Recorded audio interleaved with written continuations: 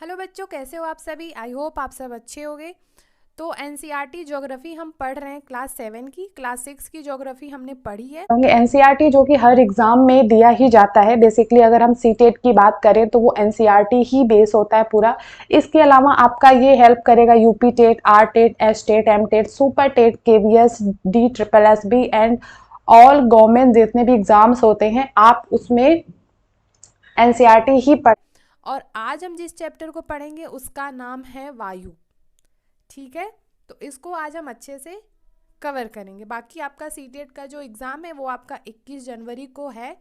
और जैसे ही admit card आता है, कुछ नोटिस आती है, मैं आपको तुरंत बताऊंगी। आप अच्छे से तैयारी करिए। इसके अलावा सुपर टेट केबीएस बहुत सारी वैकेंसीज आती रहती हैं, तो उसके लिए भी आप प्रिपरेशन में लगे रहिए, क्योंकि एनसीईआरटी जो है वो सब जगह पूछा जाता है। तो चलिए हम स्टार्ट करते हैं। तो सबसे पहले वायु को हम अगर पढ़ रहे हैं तो हमें ये पता होना चाहिए कि हमारा जो वायु है वो पाया कहाँ जाता है। वायु जो है वो वायुमंडल में मिलता है। अब वायुमंडल किसे कहते हैं? हमारी पृथ्वी के चारों ओर से वायु की घनी चादर से घिरी हुई है, जिसे हम वायुमंडल कहते हैं।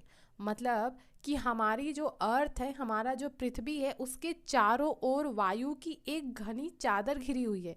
इसी को हम वायुमंडल कह देते हैं।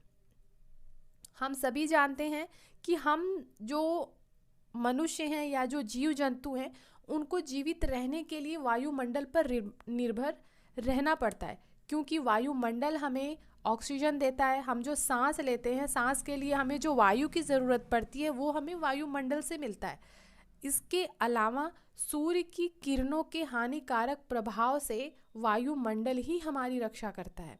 यदि वायुमंडल नहीं होगा तो दिन के समय सूर्य की गर्मी इतनी ज़्यादा होगी कि हम उसको झेल नहीं पाएंगे, हम जल जाएंगे। और रात के समय इतनी ठंड हो जाएगी कि वो भी हम उसमें जम जाएंगे। तो वायुमंडल का एक बहुत बड़ा रोल है, क्योंकि वायुमंडल की वजह से ही हम जीव जंतु, पेड़ पौधों का अस्तित्व है। इसके बाद हम देखेंगे वायुमंडल का संगठन, कि हमारा जो वायुमंडल है वो बना किससे है। हम सभी जानते हैं कि हम वायु का इस्तेमाल क्यों करते हैं? सांस लेने के लिए करते हैं। हमारे वायुमंडल में बहुत सारे गैसों का मिश्रण पाया जाता है। बेसिकली अगर हम देखें तो हमारे वायुमंडल में सबसे ज़्यादा जो गैसें हैं वो है नाइट्रोजन और ऑक्सीजन।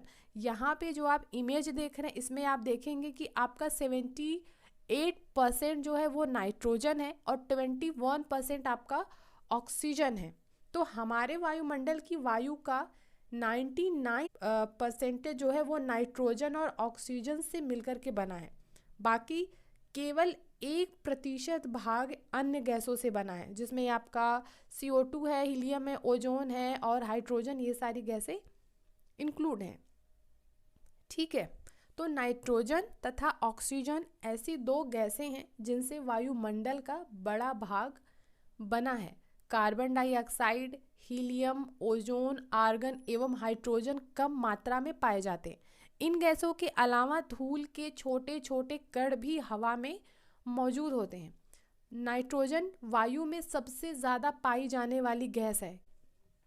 जो नाइट्रोजन होता है, जब हम सांस लेते हैं तो हम तो ऑक्सीजन ले रहे हैं, ऑक्सीजन के साथ साथ कुछ नाइट्रोजन भी हम लेते हैं, लेकिन फिर उसे हम बाहर निकाल देते हैं। तो हमने तो नाइट्रोजन डायरेक्ट हवा से ले लिया है ना। लेकिन जो पेड़ पौधे होते हैं उनको भी अपने जीवन के लिए नाइट्रोजन की बहुत ज़्यादा ज़रूरत होती है। तो वो नाइट्रोजन कैसे लेते हैं? जो पेड़ पौधे हैं वो नाइट्रोजन डायरेक्ट हवा से नहीं लेते हैं, बल्कि जो मिट्टी है या फिर जो पौधे की जड़ें होती हैं उसमें रहने वाले जो जीवाणु होते हैं वो वायु से नाइट्रोजन लेते हैं और उसके स्वरूप को बदल देते हैं। फिर उसी से पौधे जो है वो नाइट्रोजन को लेते हैं। तो पौधों को नाइट्रोजन मिलती है मिट्टी से, या फिर पौधे की जो जड़ें होती हैं उनमें जो रहने वाले जीवाणु होते हैं उनसे वो नाइट्रोजन को लेती हैं। ऑक्सीजन वायु में प्रचुरता से मिलने वाली दूसरी गैस है, क्योंकि ऑक्सीजन हमारा कितना है? 21% है। जो हरे पादप हैं, हरे पेड़ पौधे हैं, वो प्रकाश संश्लेषण से ऑक्सीजन बनाते हैं। ऑक्सीजन कौन बनाता है? ऑक्सीजन बनाते हैं पेड़ पौधे। कैसे बनाते हैं? प्रकाश संश्लेषण से। इसीलिए बोला जाता है कि पेड़ पौधों को लगाना ज़रूरी है, क्योंकि पेड़ पौधे नहीं होंगे तो ऑक्सीजन हमें नहीं मिल पाएगा। तो इस तरीके से क्या होता है कि वायु में ऑक्सीजन की जो मात्रा है वो समान बनी रहती है, लेकिन अगर हम वृक्षों को काट देंगे तो यह संतुलन बिगड़ जाता है।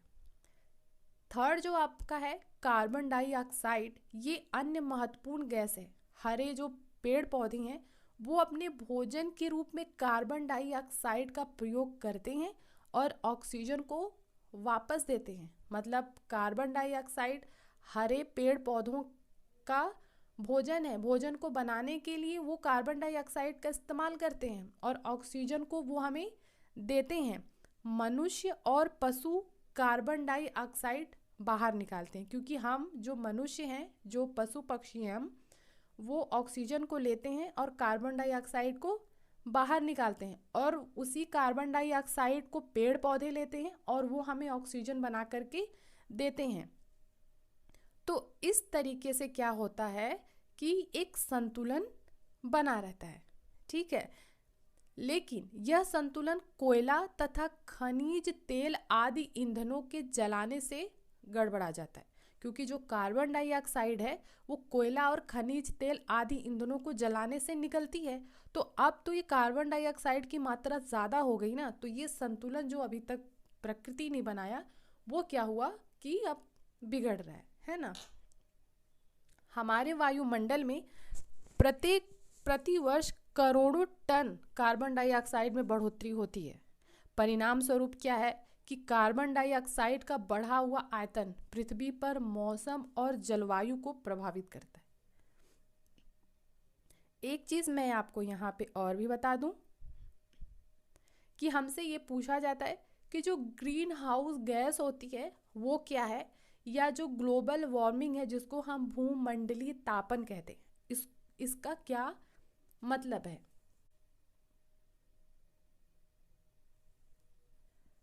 कार्बन डाइऑक्साइड वायुमंडल में फैलकर पृथ्वी के विकिरित ऊष्मा को पृथ्वी पर रोककर ग्रीन हाउस प्रभाव पैदा करती है, इसीलिए इसे ग्रीन हाउस गैस भी कहते हैं। क्या बोल रहा है कि जो हमारा कार्बन डाइऑक्साइड है वो वायुमंडल में फैलता है, ठीक है। उसका काम क्या है, जो कार्बन डाइऑक्साइड का काम क्या है कि वो जो ऊष्मा है वो हमारी पृथ्वी पे रोक करके रखता है, हमारी पृथ्वी पर ऊष्मा को वो बनाए रखता है। तो इसी वजह से हमारी पृथ्वी जो है वो रहने योग्य बन पाती है। क्योंकि अगर आप सोचिए कि अगर वो ऊष्मा को रोक करके नहीं रखेगा तो हमारी पृथ्वी इतनी अधिक ठंडी हो जाएगी कि इस पर रहना असंभव हो जाएगा, है ना। क्योंकि टेम्परेचर इतना माइनस में रहेगा कि आप इस पे सरवाइव नहीं कर पाएंगे। तो ये जो कार्बन डाइऑक्साइड है ना, जो पृथ्वी पे ऊष्मा को रोक करके रखती है, यही ग्रीन हाउस प्रभाव पैदा करती है और इसी को हम ग्रीन हाउस गैस कहते हैं। और इसके अभाव में पृथ्वी इतनी ठंडी हो जाएगी कि इस पर हम रह नहीं पाएंगे। किंतु जब कारखानों और कार के धुएं से वायुमंडल में इसका स्तर बढ़ता है, कार्बन डाइऑक्साइड बढ़ता है, तो ऊष्मा भी बढ़ती है, गर्मी बढ़ेगी, टेम्परेचर बढ़ेगा पृथ्वी का। तो इसी को हम कहते हैं भूमंडलीय तापन, यानी कि ग्लोबल वार्मिंग। ग्लोबल वार्मिंग क्या है? कार्बन डाइऑक्साइड का बढ़ना ग्लोबल वार्मिंग है, क्योंकि कार्बन डाइऑक्साइड अगर बढ़ेगा तो ऊष्मा बढ़ेगी, पृथ्वी का तापमान बढ़ेगा। तो इसी को हम कहते हैं भूमंडलीय तापन। तापमान में वृद्धि के कारण पृथ्वी के सबसे ठंडे प्रदेश में जमी हुई बर्फ पिघलती है। सिंपल सी बात है कि ठंडियों में बर्फ जमा रहता है, लेकिन जैसे ही टेम्परेचर थोड़ा प्लस में जाएगा और ज़्यादा जाएगा तो उतनी ही बर्फ पिघलेगी, और बर्फ जब पिघलेगी तो वो समुद्र में जलस्तर को बढ़ाएगी, समुद्र के जलस्तर में वृद्धि होगी। और अगर समुद्र के जलस्तर में वृद्धि होगी तो जो तटीय क्षेत्र हैं उसमें बाढ़ आ जाएगी, है ना। और लंबे टाइम के बाद इससे जलवायु में भी परिवर्तन देखने को मिलेगा, जिससे क्या होगा कि जो पौधे हैं और जो पशु हैं वो धीरे धीरे लुप्त हो जाएंगे। क्योंकि जब क्लाइमेट चेंज होता है तो उस क्लाइमेट के हिसाब से जो जीव जंतु सरवाइव कर पाते हैं वही इस पृथ्वी पे रह पाते हैं, है ना। जैसे जब डायनासोर्स हुआ करते थे और उसके बाद जब क्लाइमेट चेंज हुआ तो वो खुद को सरवाइव नहीं कर पाए, इसीलिए हमारी पृथ्वी से अब जो है वो लुप्त हो चुके हैं। तो इसी तरीके से जब धीरे धीरे एक समय के बाद जलवायु में परिवर्तन हो जाएगा तो बहुत सारे पशु लुप्त हो जाएंगे, बहुत सारे पेड़ पौधे लुप्त हो जाएंगे। तो हमने यहाँ पे ग्रीन हाउस गैस को समझा, ग्लोबल वार्मिंग क्या होती है, इससे क्या क्या चीज़ें इफ़ेक्ट होती है, इसको भी यहाँ पे हमने समझा। अब हम आगे चलते हैं। एक चीज़ मैं आपको यहाँ पे और बता दूँ कि हमारी जो वायु होती है जब वो गर्म होती है तो वो फैलती है और हल्की होकर के ऊपर उठती है, ये फैक्ट है। इस चीज़ को आप समझिए कि वायु जब गर्म होगी तो वो फैलेगी और हल्की होकर के ऊपर उठेगी, लेकिन जो ठंडी वायु होती है वो सघन और भारी होती है, इसलिए वो नीचे रहती है। गर्म वायु के ऊपर उठने पर जो आसपास के क्षेत्रों में ठंडी वायु रिक्त स्थान को भरने के लिए वहाँ आ जाती है। जब गर्म वायु ऊपर उठेगी तो उसका जो स्थान होगा वो खाली हो जाएगा, तो उस रिक्त स्थान को भरने के लिए ठंडी वायु वहाँ पे आ जाती है। तो इस प्रकार क्या होता है, ये जो हमारा वायु चक्र है वो चलता रहता है। अब हम पढ़ेंगे यहाँ पे वायुमंडल की संरचना। तो हमारा जो वायुमंडल है इसकी परतों को 5 भागों में बांटा गया है। कितने भागों में? 5 भागों में। सबसे पहले जो हमारा है क्षोभ मंडल, हम यहाँ पे बात कर रहे हैं हमारे पृथ्वी के सबसे नज़दीक में जो लेयर है उसके हिसाब से हम बात करेंगे। तो सबसे पहले हमारा आता है क्षोभ मंडल, इसके बाद दूसरे नंबर पे हमारा है समताप मंडल, तीसरा है मध्य मंडल, चौथा है बाह्य मंडल और पांचवा है आपका बहिर्मंडल। तो इन 5 परतों में वायुमंडल की संरचना को बताया गया है। तो आइए इसको हम थोड़ा डिटेल में पढ़ेंगे। तो हमने समझा कि हमारे वायुमंडल को 5 परतों में विभाजित किया गया है जो पृथ्वी की सतह से आरंभ होती हैं। तो सबसे पहले हम यहाँ पे देखेंगे क्षोभ मंडल को। यह परत वायुमंडल की सबसे महत्वपूर्ण परत है। इसकी औसत ऊंचाई 13 किलोमीटर है। हम इसी मंडल में मौजूद वायु में सांस लेते हैं। हम जो ऑक्सीजन लेते हैं, हम जो सांस लेते हैं वो इसी मंडल में मौजूद होता है। मौसम की लगभग सभी घटनाएं जैसे कि वर्षा, कोहरा या ओलावर्षण इसी परत के अंदर होती है। तो अभी अगर सीटेट में आपको अगर जो क्वेश्चन बनाते हैं, जैसे इस छोटे से टॉपिक में कैसे क्वेश्चन बना देंगे, आपसे पूछेंगे कि किस मंडल में मौजूद वायु में हम सांस लेते हैं, तो आंसर आपका है क्षोभ मंडल। आपसे पूछ सकते हैं कि मौसम संबंधी सभी घटनाएं किस मंडल में घटित होती हैं, क्षोभ मंडल। आपसे पूछ सकते हैं वर्षा, कोहरा या ओलावर्षण किस परत के अंतर्गत होती हैं, तो क्षोभ मंडल। या इसकी ऊंचाई कितनी है ये भी आपको पता होना चाहिए, 13 किलोमीटर। तो देखिए इतने छोटे से टॉपिक में आपको कितना सारा प्रश्न यहाँ पे बन के तैयार हुआ। तो इसीलिए आप पॉइंट वाइज इन चीज़ों को अच्छे से पढ़ें और अपने नोट्स में इसको अच्छे से लिखें, ठीक है। समताप मंडल क्षोभ मंडल के ऊपर का जो भाग होता है इसको हम कहते हैं समताप मंडल। आप यहाँ पे देखेंगे ये है समताप मंडल। यह लगभग 50 किलोमीटर की ऊंचाई तक फैला है। यह परत बादलों एवं मौसम संबंधी घटनाओं से लगभग मुक्त है। क्यों? क्योंकि मौसम संबंधी जितनी भी घटनाएं हैं वो आपके क्षोभ मंडल में हो जाती हैं, इसीलिए समताप मंडल में मौसम संबंधी घटनाएं नहीं होती हैं। इसलिए यह परत बादलों एवं मौसम संबंधी घटनाओं से लगभग मुक्त होता है। इसके फलस्वरूप यहाँ की परिस्थितियाँ हवाई जहाज उड़ाने के लिए आदर्श होती हैं। तो हवाई जहाज जो उड़ाया जाता है वो किस मंडल में होता है, तो वो होता है आपका समताप मंडल में। समताप मंडल की एक विशेषता ये भी है कि इसमें ओजोन गैस की परत होती है। आपका जो ओजोन लेयर होता है, ओजोन गैस की परत होती है, वो समताप मंडल में ही मिलती है। ओजोन लेयर क्या करता है कि सूर्य से आने वाली जो हानिकारक गैसें होती हैं, यानी जो पराबैंगनी किरणें होती हैं, उनसे ये हमारी रक्षा करता है। सिंपल। आगे देखेंगे हम मध्य मंडल को। मध्य मंडल यह वायुमंडल की तीसरी परत है जो कि समताप मंडल के ठीक ऊपर होती है। यह लगभग 80 किलोमीटर की ऊंचाई तक फैली होती है। अंतरिक्ष में प्रवेश करने वाले जो उल्का पिंड है वो इसी परत में आने पर जल जाते हैं। हमने जब भी क्लास 6 की एनसीईआरटी पढ़ी थी तो क्लास 6 की एनसीईआरटी में चैप्टर फर्स्ट में ही हमने उल्का पिंडों के बारे में पढ़ा था। तो हमने ये बताया था कि जो उल्का पिंड होते हैं जब वो बहुत अधिक तीव्रता से बहुत तेज़ी से गति करते हैं तो कई बार इनमें चलते चलते आग लग जाती है। तो ये जो उल्का पिंड होते हैं वो इसी परत में आने पर जल जाते हैं। किस परत में? मध्य मंडल में। इसीलिए यहाँ पे ये कहा गया है कि अंतरिक्ष में प्रवेश करने वाले जो उल्का पिंड है वो इस परत में आने पर जल जाते हैं। इसके बाद है आपका बाह्य वायुमंडल। बाह्य वायुमंडल में बढ़ती ऊंचाई के साथ तापमान अत्यधिक तीव्रता से बढ़ता है। आयन मंडल इस परत का एक भाग है।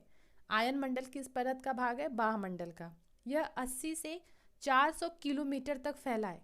रेडियो संचार के लिए इस परत का उपयोग होता है।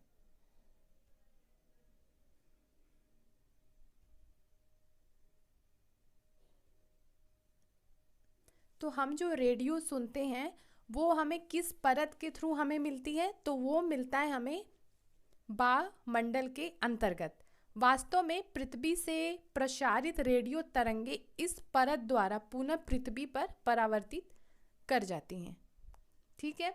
फिर लास्ट है आपका बहिर्मंडल। वायुमंडल की सबसे ऊपरी परत को हम बहिर्मंडल कह देते हैं और यह वायु की सबसे पतली परत भी होती है। हल्की गैसें जैसे कि हीलियम है या हाइड्रोजन है वो यही से अंतरिक्ष में तैरती हैं। कहाँ से? बहिर्मंडल से। ठीक है। तो हमने वायुमंडल की संरचना को समझा। अब हम यहाँ पे देखेंगे मौसम एवं जलवायु को। तो मौसम किसको कहते हैं और जलवायु किसको कहते हैं? ये दोनों अलग अलग चीज़ें हैं। जैसे कि जो डेली बेसिस पे चेंज होता है उसको हम मौसम कहते हैं। मौसम मतलब जो दिन प्रतिदिन बदलता है। आज मौसम कुछ और है, कल मौसम कुछ और होगा। जैसे अभी हमारा ठंडी का टाइम चल रहा है तो आज बहुत ठंड है लेकिन कल बारिश हो गई। तो मौसम क्या है? वो डेली चेंज होता रहता है, दिन प्रतिदिन बदलता रहता है, उसको हम मौसम कहते हैं। लेकिन जो जलवायु होता है वो बहुत ही विस्तृत रूप में होता है। मतलब जलवायु डेली चेंज नहीं होता है, उसको बदलने में बहुत समय लगता है। तो दीर्घ काल में किसी स्थान का जो औसत मौसम है उस स्थान की जलवायु को बताता है। तो मौसम क्या है? जो डेली बदलते हैं, जो दिन प्रतिदिन बदलता है। और जलवायु जो है वो इसका विस्तृत रूप है। जैसे हम एग्जाम्पल के लिए अगर समझें कि भारत की जो जलवायु है वो यूरोप की तुलना में भिन्न है।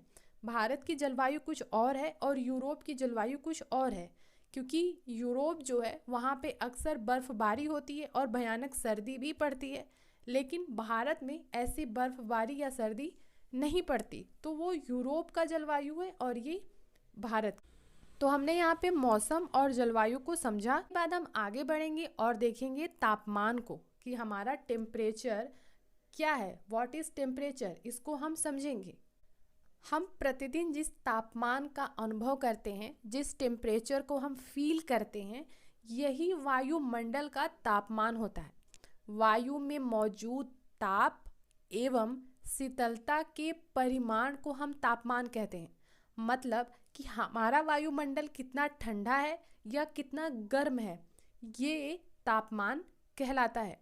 वायुमंडल का जो तापमान है, जो टेम्परेचर है, केवल दिन और रात में नहीं बदलता बल्कि ऋतुओं के अनुसार भी बदलता है।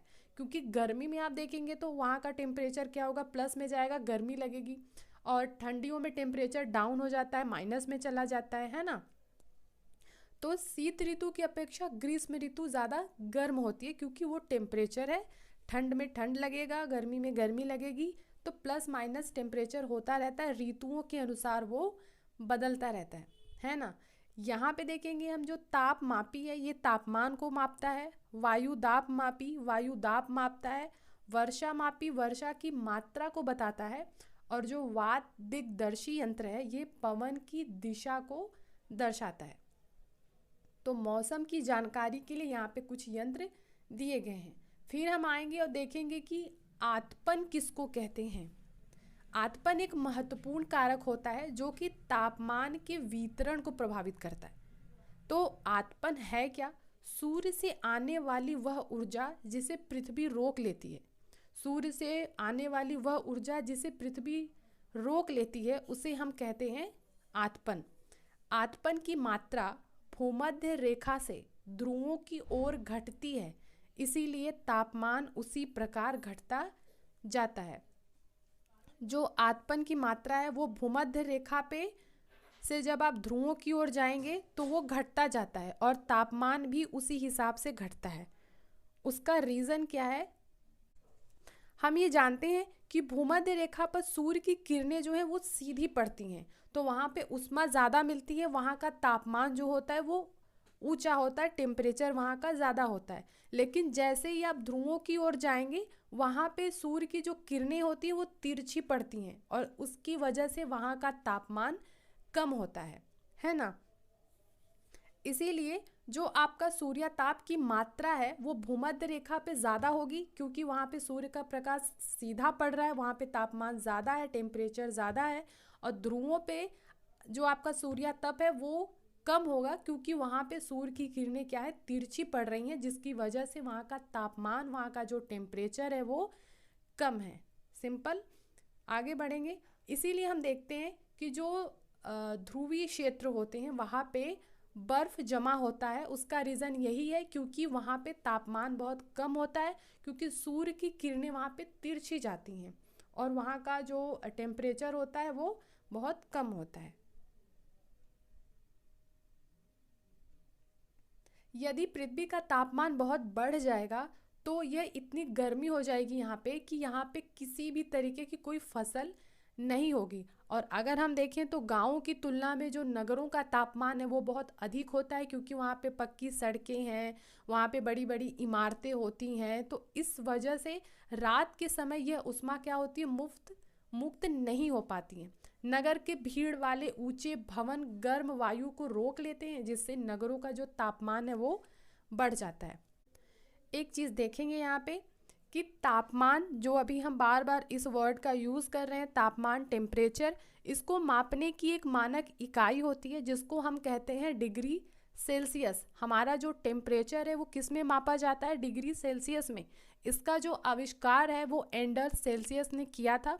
सेल्सियस पैमाने पे जो हमारा जल है, जो हमारा वाटर है, वो 0 डिग्री सेल्सियस पर जमता है और 100 डिग्री सेल्सियस पर वो उबलता है। सिंपल। अब यहाँ पे हमारा जो एक इम्पॉर्टेंट टॉपिक आया है वो है हमारा वायु दाब, जिसको हम कहते हैं एयर प्रेशर। तो अब हम इसको अच्छे से समझेंगे। वायु दाब क्या है? वायु जो है वो हमारे शरीर पर उच्च दाब के साथ बल लगाती है। जो वायु है वो हमारे शरीर पर उच्च दाब के साथ बल लगाती है, लेकिन हमें ये अनुभव नहीं होता है। ऐसा किस लिए होता है? क्योंकि वायु का जो दाब है वो हमारे ऊपर सभी दिशाओं से लगता है और जो हमारा शरीर है वो उसके विपरीत बल लगाता है ना।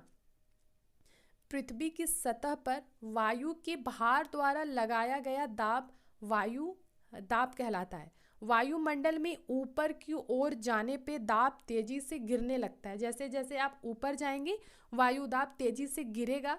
समुद्र स्तर पर वायु दाब सबसे ज़्यादा होता है और ऊंचाई पर जाने पे ये घटता जाता है। जैसे अगर हम देखेंगे कि हमारे जो पर्वतारोही हैं, जो पर्वतों पे चढ़ते हैं, जब वो पहाड़ों पे चढ़ते हैं तब उन्हें चढ़ते समय वायु दाब कब मिलता है, कम क्यों मिलता है? क्योंकि ऊंचाई पे जाने पे वायु दाब क्या है, वो घटता है। तो जैसे जैसे वो ऊंचाई पे जाते हैं उनको वायु दाब कम मिलने लगता है और इसीलिए उनके नाक से खून आने लगता है। इसीलिए वो क्या करते हैं कि जब वो पर्वतों पे चढ़ते हैं तो वो अपने साथ ऑक्सीजन का सिलेंडर भी लेके जाते हैं। और इसीलिए समुद्र सतह पर जो वायुमंडलीय दाब है वो आपको सबसे ज़्यादा देखने को मिलेगा, है ना। अधिक तापमान वाले क्षेत्रों में वायु गर्म होकर ऊपर उठती है, यह निम्न दाब क्षेत्र बनाता है। निम्न दाब बादल युक्त आकाश एवं नम मौसम के साथ जुड़ा होता है। दूसरी बात कि कम तापमान वाले क्षेत्रों की वायु ठंडी होती है। जहाँ पे कम तापमान है, जहाँ पे टेम्परेचर कम है, वहाँ उन क्षेत्रों की जो वायु है वो ठंडी होती है। इसके फलस्वरूप यह भारी होती है। जो वायु ठंडी होगी वो भारी होगी, क्योंकि जो वायु गर्म होगी वो हल्की होगी। और भारी वायु निमज्जित होकर उच्च दाब क्षेत्र बनाती है। उच्च दाब के कारण स्पष्ट और स्वच्छ जो आकाश हैं वो होते हैं। एक चीज़ आप समझिए, इसको ये बिल्कुल क्लियर है कि वायु हमेशा उच्च दाब क्षेत्र से निम्न दाब क्षेत्र की ओर गमन करती है। हमारा वायुमंडल जो है ये दाब के स्थान के अनुसार, स्थिति के अनुसार बदलता रहता है। हो सकता है कि जिस स्थान पे मैं हूँ यहाँ वायुमंडल दाब कुछ और है, और जहाँ बैठकर आप ये वीडियो देख रहे हैं वहाँ का वायुमंडलीय दाब कुछ और हो सकता है। ऐसा क्यों? क्योंकि जो वायुमंडलीय दाब है इसको प्रभावित करने वाले बहुत सारे कारक हैं, जिसमें से सबसे पहले आपका आ जाता है तापमान, फिर है ऊंचाई, तीसरा है जलवाष्प और आपका घूर्णन गति। तो इसके ऊपर मैं एक प्रॉपर वीडियो बनाऊंगी छोटा सा, जिसमें मैं अच्छे से इसको समझाऊंगी।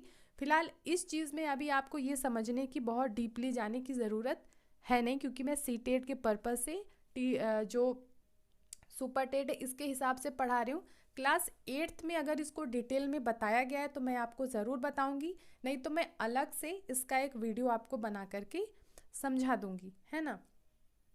एक चीज़ आप हमेशा याद रखिएगा कि जब भी तापमान ज़्यादा होता है, जहाँ का तापमान ज़्यादा है वहाँ पे वायुदाब कम होता है। मतलब टेम्परेचर ज़्यादा तो वायुदाब कम, और अगर टेम्परेचर कम है तो वायुदाब ज़्यादा है।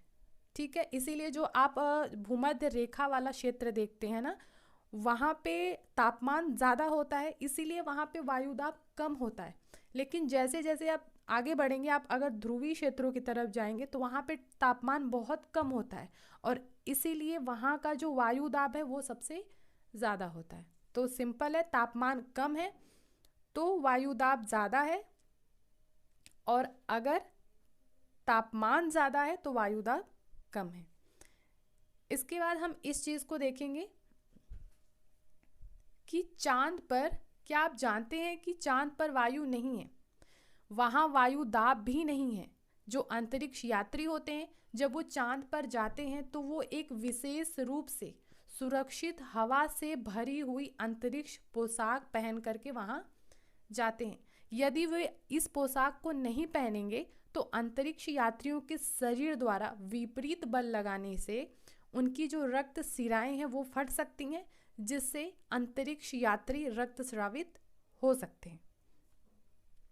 इसके बाद हम समझेंगे पवन को किसे कहते हैं। हमने बचपन में जब हम पर्यायवाची शब्द पढ़ा करते थे तो हमें ये देखते थे हम कि हमें जैसे वायु का पर्यायवाची लिखने को आया तो हम लिखते थे हवा, पवन, ये सब क्या है, इसके पर्यायवाची हैं। लेकिन हमें ये चीज़ समझना होगा कि जो वायु है और जो पवन है, वायु जिसको हम एयर बोलते हैं, पवन जिसको हम विंड बोलते हैं, इन दोनों में डिफरेंस है। क्या है कि जो पवन होता है, जो गतिशील वायु है उसको हम पवन कहते हैं, ठीक।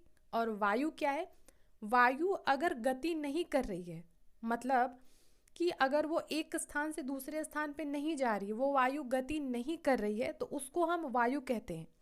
लेकिन अगर वायु गति कर रही है, एक स्थान से दूसरे स्थान पे जा रही है, गति कर रही है, तो उसी को हम कह देते हैं पवन। तो उच्च दाब क्षेत्र से निम्न दाब क्षेत्र की ओर वायु की गति को पवन कहते हैं।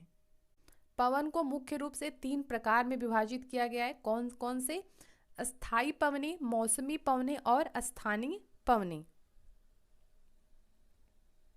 तो ये जो आपकी वायुदाब पेटियां हैं, इसको भी मैं एक अलग से वीडियो बना के अच्छे से आपको समझाऊंगी, क्योंकि इसमें अभी आपको बहुत ज़रूरत है नहीं, इसमें आपका ये पूछेगा नहीं, तो इसीलिए अभी आपको यहाँ पे डीपली पढ़ने की ज़रूरत है नहीं।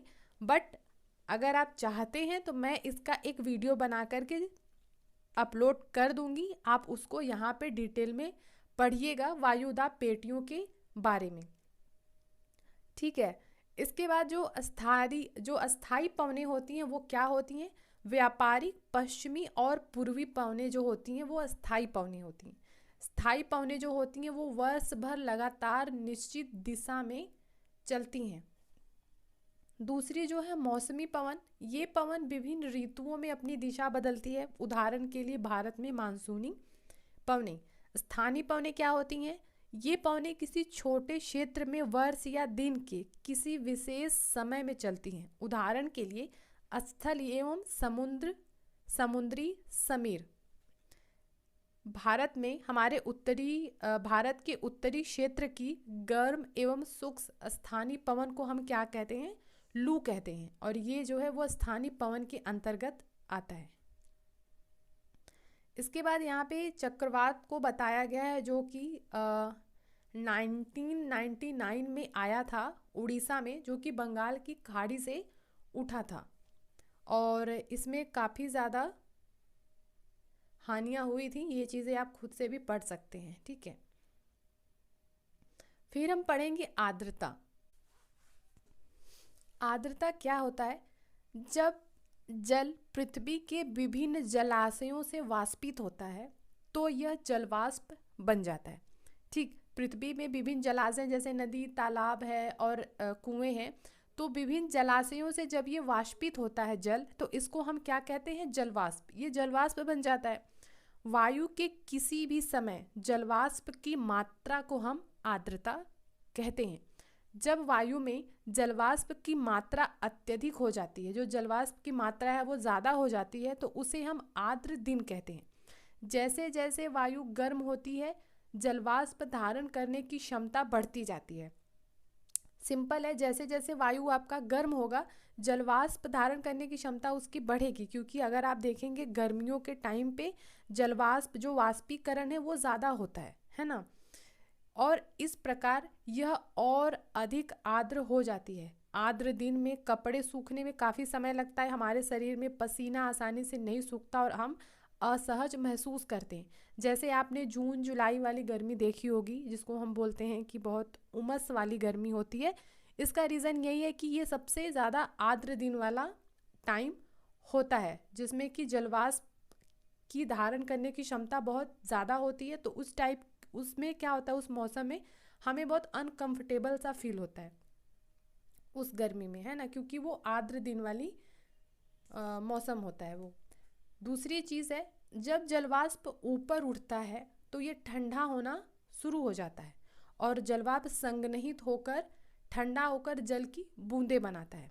जब जलवाष्प ऊपर उठा तो ये ठंडा होना शुरू हुआ, इसके बाद ये संघनित होकर जल की बूंदें बना लेता है, और इन्हीं बूंदों से बादलों का निर्माण होता है। और जब ये जल इतने भारी हो जाते हैं कि वायु में तैर नहीं पाते, तब ये वर्षण के रूप में नीचे आ जाते हैं। तीसरी चीज देखेंगे, आकाश में उड़ते हुए जेट हवाई जहाज अपने पीछे सफ़ेद पथ चिन्ह छोड़ते हैं। हमने देखा है कि जब आकाश में हवाई जहाज जाते हैं तो उनके पीछे सफ़ेद कलर की एक लाइंस हमें दिखाई देती हैं। इसका रीज़न क्या है कि इसके पीछे बहुत गर्म हवा छोड़ी जाती है, और वायुमंडल में ऊंचाई पर उपस्थित होता है जलवाष्प। तो गर्म और ठंडी हवा जब मिलती है तो हमें वो सफ़ेद निशान या फिर वो सफ़ेद लाइन जो है वो दिखाई देती है। पृथ्वी पर जल के रूप में गिरने वाला वर्षण वर्षा कहलाता है। पृथ्वी पे जो वर्षण है उसी को हम वर्षा का नाम देते हैं। ज़्यादातर भौम जल किसको कहते हैं? भूमि का जल, मतलब भूमि के नीचे का जो जल होता है उसको हम भौम जल कहते हैं। तो ज़्यादातर भौम जल वर्षा जल से ही प्राप्त होते हैं। पौधे जल संरक्षण में मदद करते हैं, लेकिन अभी क्या हो रहा है कि पेड़ पौधे इतना सब लोग पेड़ पौधों को नष्ट कर रहे हैं, पेड़ पौधे लगा नहीं रहे, लगातार उसको काटे जा रहे हैं, तो उससे हमारा जल संरक्षण नहीं होगा, बारिश भी उससे नहीं होगी और आने वाले टाइम पे इसका बहुत ही एक दुष्परिणाम हमें देखने को मिलेगा। वर्षा के 3 प्रकार होते हैं।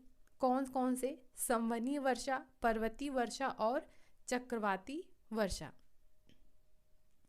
इसके बाद वर्षण के दूसरे रूप में हिम सहित वृष्टि तथा ओला है। वर्षण को हम वर्षा नाम से भी जानते हैं, इसको हम हिम भी बोलते हैं, और वृष्टि, ओला, ये सब वर्षण के ही रूप हैं, क्योंकि हमारे पृथ्वी पे वर्षा होती है, फिर बर्फ के रूप में बर्फबारी भी होती है, ओला भी पड़ता है, ये सभी वर्षण के रूप हैं। ठीक, लास्ट में यहाँ पे बताया गया है कि जो पौधे और जीव जंतु हैं उनको जीवित रहने के लिए वर्षा बहुत महत्वपूर्ण है। इससे धरातल को ताज़ा जल मिलता है। यदि वर्षा कम होगी तो जल की कमी होगी और सूखा पड़ेगा, और अगर वर्षा अधिक होगी तो इससे क्या होगा? बाढ़ आएगा। तो दोनों ही कंडीशन हमारे लिए ठीक नहीं है। अगर जल कम होता है तो दिक्कत है, और अगर इसकी मात्रा बढ़ जाती है वर्षा की तो भी दिक्कत है। तो बेहतर है कि हम बीच मार्ग पे चलें। बुद्ध जी हमेशा कहते थे कि मध्यम मार्ग सबसे बेहतर होता है, कि मध्यम मार्ग पे चलना चाहिए, सारी चिंताओं से मुक्त रहना चाहिए। तो आपको एक छोटा सा ज्ञान भी मैंने यहाँ पे दे दिया है। तो आपको ये वीडियो अच्छा लगा होगा। बाकी इसके बाद हम नेक्स्ट लेसन पढ़ेंगे 5, जो कि है हमारा जल। इसको मैं ये वीडियो कल आएगा आपका, और आप अच्छे से पढ़ाई करिए, अच्छे से अपनी तैयारी करिए, मन लगा के पढ़िए। और अगर आपको ये वीडियो अच्छा लगता है तो लाइक, शेयर, सब्सक्राइब ज़रूर करिए। मिलते हैं हम नेक्स्ट वीडियो में। तब तक के लिए आप अपना ख्याल रखें, पढ़ते रहें, पढ़ाते रहें और खुश रहें।